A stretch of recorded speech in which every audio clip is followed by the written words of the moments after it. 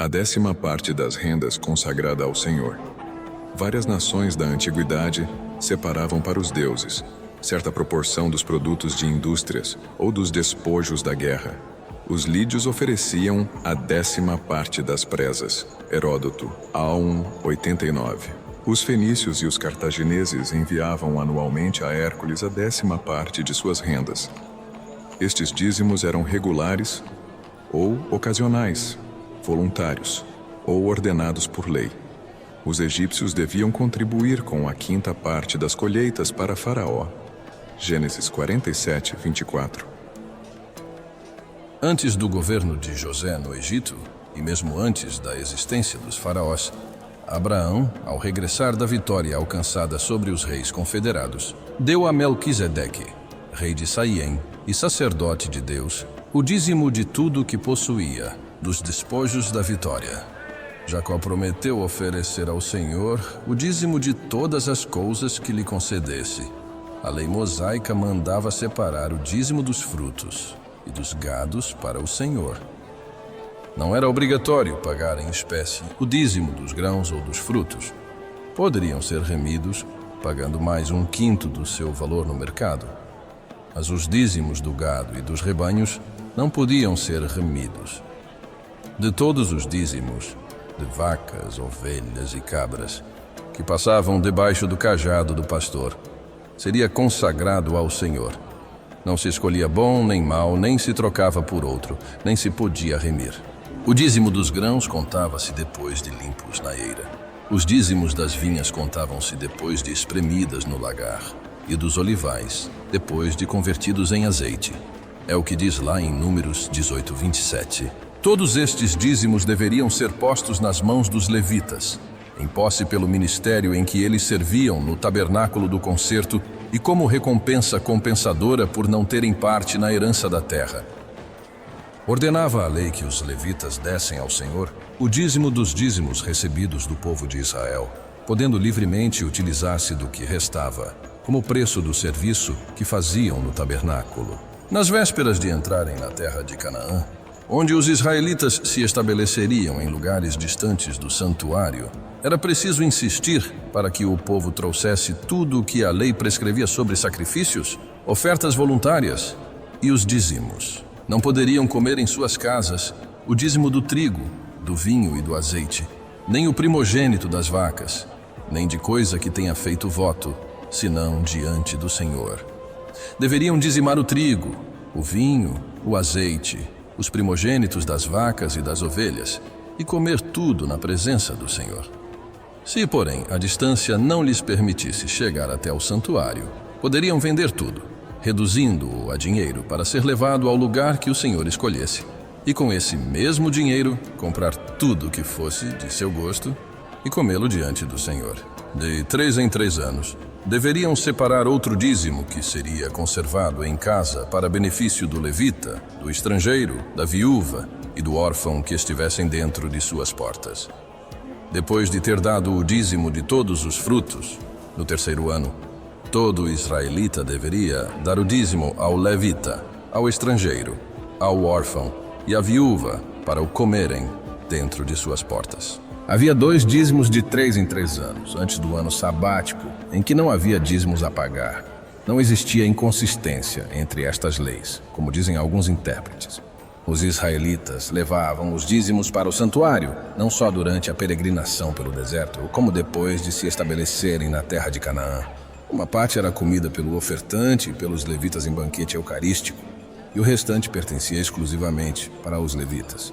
Esta lei foi levemente modificada antes da entrada e estabelecimento na terra prometida, de acordo com as distâncias em que se estabeleciam os levitas e os lavradores das terras. De 3 em 3 anos deveriam armazenar os dízimos nas cidades onde moravam. Ficavam dispensados do banquete eucarístico. Punham os dízimos à disposição dos levitas e de outras pessoas a que se destinavam, e faziam solenes protestos diante do Senhor de não haverem olvidado seus preceitos. Tais protestos na presença do Senhor poderiam ser feitos na cidade ou no santuário por ocasião de assistirem a alguma das festas anuais. Dizem alguns críticos que o Deuteronômio apresenta 2 feições que lhes são peculiares. ordena os dízimos só para os vegetais que deveriam ser comidos diante do altar em companhia dos levitas. Se o Deuteronômio difere da lei levítica e do livro de Números nestes pontos, é por causa da modificação havida 40 anos depois das primeiras promulgações, em circunstâncias diferentes. Posteriormente, mesmo no tempo em que a legislação levítica estava em pleno vigor, o dízimo dos vegetais é muitas vezes mencionado independente de outros. Tornou-se mais proeminente quando a agricultura e a horticultura constituíram a indústria principal do povo. Seria muito natural, mesmo no caso de ainda não haver banquete eucarístico, que Moisés só o instituísse por ocasião dos dízimos e das primícias, porque o ofertante frequentemente vinha de lugares distantes e naturalmente exigia que ao menos tivesse uma refeição no santuário antes de voltar para sua casa. Ainda mais a omissão de tudo isto, no livro de Levítico e de Números, pode ter explicação em que a festa era considerada como existente desde tempos imemoriais em relação com certos sacrifícios e oferendas, e que o dízimo sobre produtos de agricultura e de horticultura só os menciona o livro de Deuteronômio, porque entre os dízimos que havia entre eles, só um é que era comido no santuário. E a lei a que nos referimos trata de banquete eucarístico. Outra interpretação das leis do dízimo requer detido exame. Não poucos doutores são de opinião que a contribuição de 1/5 para Faraó que os israelitas pagavam no Egito se perpetuou na lei mosaica como tributo a ser pago a Jeová. O primeiro destinado para os levitas e o segundo para o santuário, mas no terceiro ano era para os levitas, em adição para os dízimos que lhes eram destinados. Alguns intérpretes são de parecer que havia 3 dízimos. Consideravam o dízimo do terceiro ano como adicional para outros 2. Esta opinião vem desde os tempos de Joséfo, mas é desnecessária, visto que era essa a intenção da lei original, cumprida com a contribuição de um só dízimo. Em tempos de enfraquecimento religioso, o povo negligenciou a lei do dízimo. Ezequias julgou necessário fazê-la efetiva e o profeta Malaquias viu-se obrigado a repreender o povo, acusando-o de roubar a Deus nos dízimos e nas primícias. A resposta do povo para apelos do rei Ezequias foi tão ampla e cordial que ele teve de mandar fazer armazéns para recolher as ofertas do povo. O segundo templo também tinha quartos destinados a guardar os dízimos. Os levitas, sob a direção de um sacerdote, recolhiam os dízimos nas cidades e os mandavam para o santuário. O pagamento dos dízimos continuou, porém no tempo de Cristo havia sofrido algumas alterações. O dízimo era enviado para os sacerdotes e por eles coletado. Posteriormente, os sacerdotes eram prejudicados pela cupidez dos sumos sacerdotes, que à força se apoderavam dos dízimos. O dízimo nas igrejas contemporâneas é frequentemente apresentado como uma prática de fé e compromisso com a comunidade religiosa. Tradicionalmente, o dízimo é entendido como a doação de 10% da renda de um indivíduo para a igreja, embora essa porcentagem possa variar conforme a interpretação ou a tradição de cada denominação. Nas pregações modernas, o dízimo pode ser abordado de diferentes maneiras. Muitas igrejas ensinam que o dízimo é um mandamento bíblico, uma forma de obedecer a Deus e honrar seus ensinamentos. Algumas pregações enfatizam que o dízimo é um investimento no reino de Deus, com a promessa de que Deus abençoará o doador por sua fidelidade e generosidade. O dízimo é apresentado como essencial para sustentar as atividades da igreja, incluindo cultos, obras de caridade, missões e manutenção da estrutura física.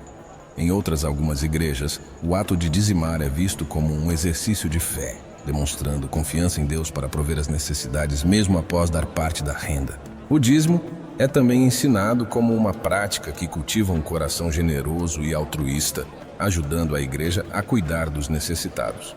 Em certos contextos, o dízimo pode ser um tema controverso, especialmente quando associado a promessas de prosperidade ou quando a transparência financeira da igreja é questionada. É importante notar que a percepção do dízimo pode variar amplamente entre diferentes congregações e culturas. Enquanto algumas igrejas mantêm uma abordagem tradicional, outras podem adaptar o conceito de dízimo para se alinhar com as necessidades e expectativas de suas comunidades. Em todos os casos, o dízimo é geralmente apresentado como uma parte importante da vida espiritual e comunitária dentro da igreja.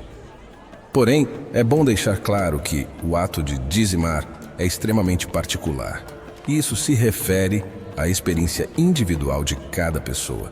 O ato de fazer cobranças, listas de devedores, exposição pública ou qualquer ato que venha a se tornar uma imposição espiritual ou religiosa, foge completamente dos princípios descritos na Bíblia e vai contra a essência fundamental descrita em Malaquias 3:10.